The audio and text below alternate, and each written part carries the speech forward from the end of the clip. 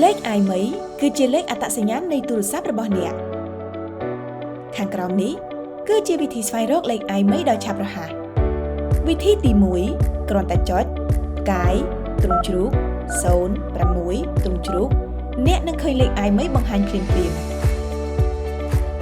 វិធីទី2ចូលទៅកាន់មុខងារការកំណត់ Setting នៃទូរស័ព្ទរបស់អ្នករួចចូលទៅរកលេខ IMEI វិធីទី3ពិនិត្យមើលលើប្រអប់ដើមនៃទូរស័ព្ទ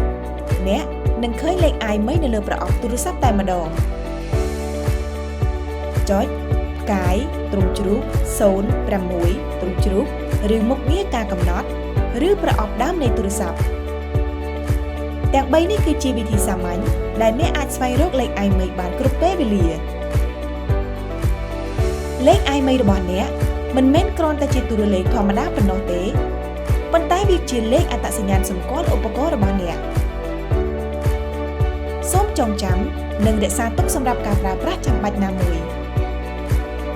សូមចូលទៅកាន់ www.eirs.gov.kh